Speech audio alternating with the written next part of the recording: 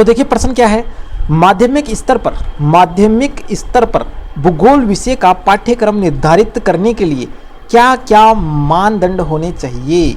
भूगोल के वर्तमान पाठ्यक्रम का मूल्यांकन करने पर अपने सुझाव दीजिए। यानी कि आप सीधे से हमें बताना है कि जो पाठ्यक्रम है माध्यमिक स्तर पर वो किस प्रकार का होना चाहिए। इसके लिए हमें क्या देने हैं, अपने सुझाव देने हैं। तो चलिए सुझाव देते हैं। सबसे पहले तो हम बात करेंगे वर्तमान जो पाठ्यक्रम है उसके क्या क्या गुण हैं, समझ गए। सबसे पहले हम बात किसकी करेंगे, वर्तमान पाठ्यक्रम के गुण कौन से हैं। तो पहला गुण आता है वैज्ञानिक दृष्टिकोण। वर्तमान पाठ्यक्रम छात्रों में वैज्ञानिक दृष्टिकोण को विकसित करने वाला है, यानी कि छात्रों में वैज्ञानिक जो दृष्टिकोण है वो विकसित करता है। दूसरा है लचीलापन।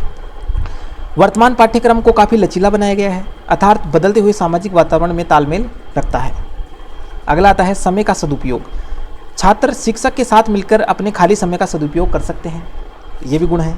अगला गुण, समन्वय। पाठ्यक्रम में सैद्धांतिक व क्रियात्मक दोनों पक्षों का उचित समन्वय है। ठीक है, समन्वय कैसा है, सैद्धांतिक और क्रियात्मक है। अगला, रचनात्मक। पाठ्यक्रम में रचनात्मक व अन्वेषण प्रवृत्तियों के विकास हेतु प्रायोगिक विकास को पाठ्यक्रम में सम्मिलित किया गया है। आगे चलते हैं और गुण देखते हैं। तर्क शक्ति। वर्तमान पाठ्यक्रम छात्रों की तर्क शक्ति, मानसिक शक्ति, योग्यताओं को विकसित करने वाला है। यानी कि वर्तमान जो पाठ्यक्रम है वो मानसिक शक्तियों को क्या करता है, बढ़ाता है।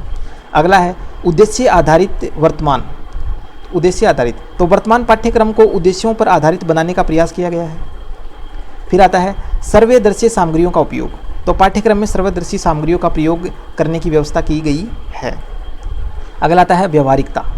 पाठ्यक्रम को व्यवहारिक जीवन से संबंधित करने का प्रयास किया गया है, यानी कि जो भी आप पढ़ रहे हैं उसको व्यवहारिक जीवन से जोड़ सकते हैं, ये भी पाठ्यक्रम का क्या है, उद्देश्य है। अगला है मनोवैज्ञानिकता। यह पाठ्यक्रम मनोवैज्ञानिक सिद्धांतों को ध्यान में रखकर बनाए गए हैं। ठीक है, तो ये तो हो गए वर्तमान जो पाठ्यक्रम है उसके गुण। अब हम बात करते हैं जो पाठ्यक्रम है उसके दोष क्या हैं। तो दोष की बात करते हैं। पहला दोष देखिए कौन सा है, पाठ्यक्रम का निर्माण करते समय सामान्य उद्देश्यों को दृष्टिगत रखने के सिद्धांत की अनुपालना नहीं की गई है। यानी कि जो पाठ्यक्रम है निर्माण करते समय उद्देश्यों को दृष्टिगत नहीं किया गया है। ठीक है, अगला आता है पाठ्यक्रम छात्रों के अपेक्षित व्यवहारगत परिवर्तनशीलता के विषय में कोई रोशनी नहीं डालता। अपेक्षित व्यवहारगत परिवर्तन में क्या है, कोई परिवर्तन या कोई रोशनी नहीं डालता है। ठीक है, अगला आता है प्रत्येक छात्र की व्यक्तिगत विभिन्नताओं व रुचियों को इसमें स्थान नहीं दिया गया है, जबकि अलग अलग होनी चाहिए थी। ठीक है, रुचियों के अनुसार होना चाहिए था, लेकिन ऐसा कोई स्थान इसको नहीं दिया गया है। अगला देखिए, पाठ्यक्रम की विषय वस्तु का चयन करते समय छात्र द्वारा पूर्व कक्षाओं में प्राप्त ज्ञान को दृष्टिगत नहीं किया गया है। प्रत्येक कक्षा के पाठ्यक्रम में पूर्व की कक्षा ही विषय वस्तुओं को सम्मिलित की गई है, जो छात्रों को भी नवीन ज्ञान उपलब्ध कराती है। आगे हम बात करते हैं, तो पाठ्यक्रम में कुछ विषय ऐसे भी शामिल किए गए हैं जिसके अध्ययन के पर्याप्त संसाधन यानी सहायक सामग्री विद्यालय में उपलब्ध नहीं है। यानी कुछ पाठ ऐसे हैं जिनको कुछ चीज़ें दिखाकर बच्चों को समझाया जाता है, लेकिन वो चीज़ें यानी कि सहायक सामग्रियाँ विद्यालय में उपलब्ध नहीं है। तो अगला देखिए,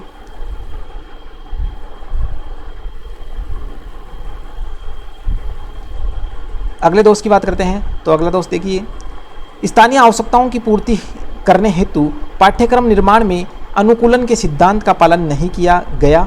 राजस्थान प्रदेश की पृष्ठभूमि के अनुसार विषय वस्तु का चयन नहीं किया गया है। पाठ्यक्रम निर्माण में भूगोल को अन्य विषयों से सहसंबंधित करने की आवश्यकता को ध्यान में नहीं रखा गया है। छात्र मजबूरन भूगोल का अध्ययन एकांकी विषय के रूप में करते हैं, यानी कि जो ज्योग्राफी है उसको दूसरे विषय के साथ जोड़कर नहीं बताया गया है। अगला दोष देखिए, किसी पाठ्यक्रम का उद्देश्य छात्रों को संपूर्ण ज्ञान देना होता है।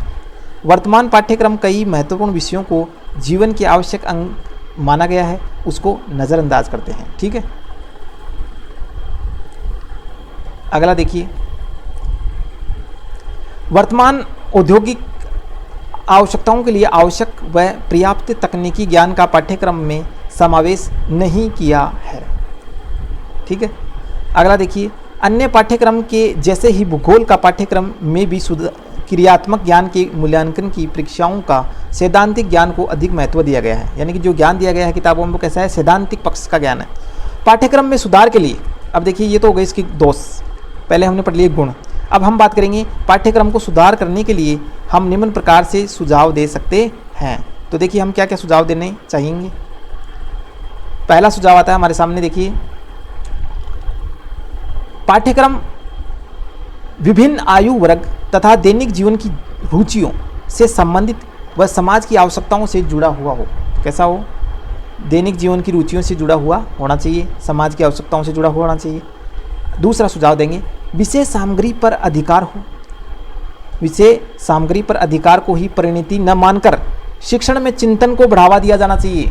शिक्षण में क्या होना चाहिए? चिंतन को बढ़ावा दिया जाना चाहिए, यानी कि बच्चे उसको पढ़ के सोचे समझे विचार करें, तर्क वितर्क करें। अगला आता है, जो विषय वस्तु बालकों को अध्ययन के लिए दी जाए वह रुचिकर होनी चाहिए, ज्ञानवर्धक होनी चाहिए और गहन होनी चाहिए। ठीक है। अगला हम सुझाव देंगे, ज्ञान कौशल तथा अभिवृत्तियों के विकास के लिए प्रत्यक्ष अनुभव प्रदान किया जाना चाहिए। इसके बाद बात करेंगे अगले सुझाव की, पाठ्यक्रम लचीला होना चाहिए जो बालक तथा समाज की बदलती आवश्यकताओं के अनुकूल बदला जा सके। लास्ट अगला सुझाव देखिए, इसके अंतर्गत विविध प्रकार की शारीरिक तथा मानसिक क्रियाकलापों की सम्मिलित किया जाना चाहिए जो ज्ञान कौशल रुचियों अभिवृत्तियों को विकसित कर बालक के भौतिक तथा सामाजिक वातावरण के साथ समायोजन में सहायता प्रदान कर सकें। ठीक है, तो इस प्रकार से हम क्या देंगे, इतने सुझाव देंगे। अगले सुझावों की बात कर लेते हैं। अगला सुझाव आता है, देखिए पाठ्यक्रम में ऐसी विषय वस्तु को भी शामिल किया जाना चाहिए जो महान वैज्ञानिकों के त्याग तथा सराहनीय कार्यों के प्रति प्रशंसा भाव उत्पन्न कर सकें।